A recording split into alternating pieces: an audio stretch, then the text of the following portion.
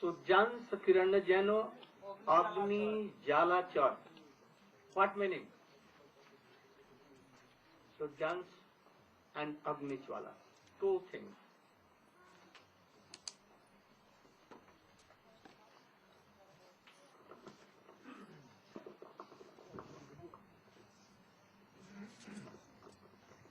Umagyanatimanandhasya Jnanandanasalakya Chakshurunmulatam Jena Tasmai Sri Gurave Namah.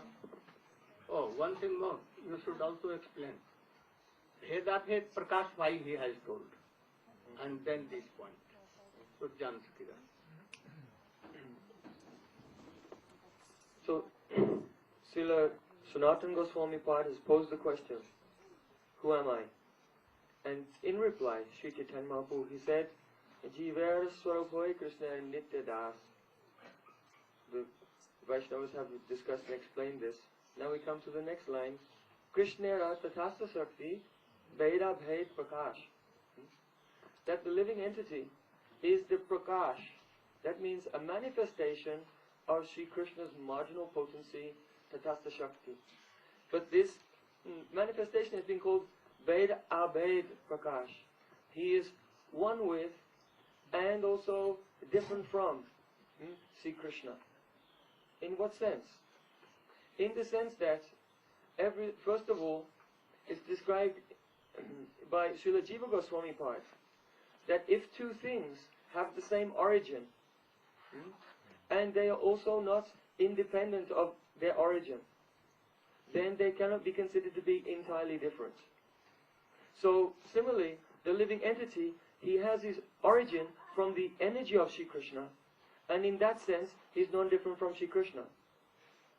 He's always under the control of Sri Krishna, because whether he's in the material world, being controlled by the three gunas, sattva, rajas and tamas, or whether he's in the spiritual world, being inspired by Yogamaya, in every state, he's never independent at any time.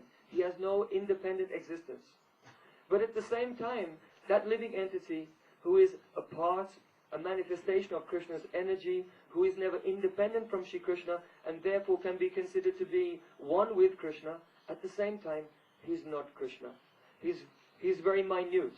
Now, Sri Chaitanya Mahaprabhu, he wants to expand and give an example, a very simple example, a simple analogy by which we can understand how the living entity is Bhed and Abhed, one with and different from Sri Krishna. So he said, Suryangsu Kiran Jaiche Agni Jalachai. The first example Chaitanya Mahaprabhu gave is that why Bheda Bhed? What is the reason? What is the meaning of Bhed and Abhed? He is Krishna and not Krishna. He is equal to Krishna in one sense, and another sense he is not. How? So now Chaitanya Mahaprabhu is explaining that Veda Bhed. Suryansu Kiran Jaiche. From the sun emanate millions of tiny particles, tiny photons. So just as the sun is effulgent, just as the sun is the source of heat and light, so those tiny photons are also effulgent, they're a source of heat and light. But there's a very big difference. When there will be no sun seen, they in darkness, what they will be? They will not be seen. So they will be like Bhakti. These things. Understand? And so the particle of the sun has the qualities of the sun, but in a very, very minute quantity. The sun is the origin of all the photons. The photons are not the origin of the sun. So in this way, we can also say that the sun, whenever you see the sun, you see the light of the sun. Also, the sunlight is never independent of the sun. So in this way, the living entities are like rays. They are like the particles in the rays of the sun. Now, Agni Jwala. Chaitanya Mahaprabhu, when he gave this example, he was not entirely satisfied. And there's a reason, and that is that in this example, even though the analogy explains many things to do with the living entity and the Supreme Lord, there are some things that does not explain. So he gave the example, he said, Agni Jalachai. The living entity is like the spark of a fire. The spark and the fire are of the same quality, but different quantity, again, like in the first example.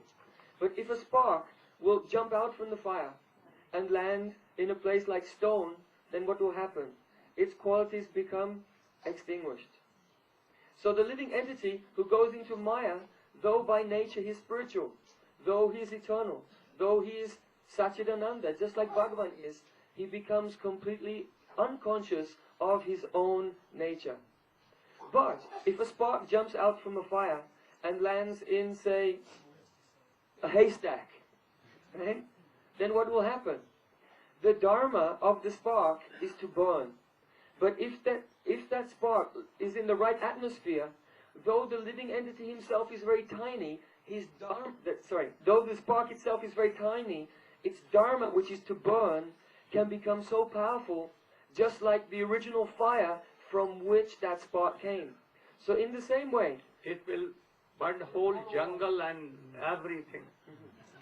So, in the same way, if a living entity will be in the very conducive atmosphere, that is, he will get the shelter of Swarup Shakti, he will engage in bhakti, then what will happen? The dharma of the jiva, which is prem, will expand so rapidly and become so powerful, so huge, that even Bhagavan himself will come under the control of the prem dharma of that living entity.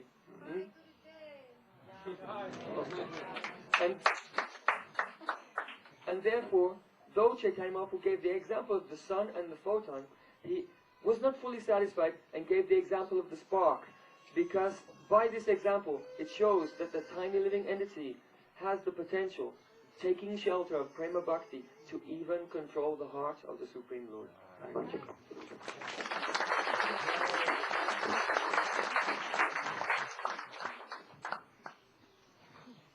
Very good discussion. And you should remember all these things. Then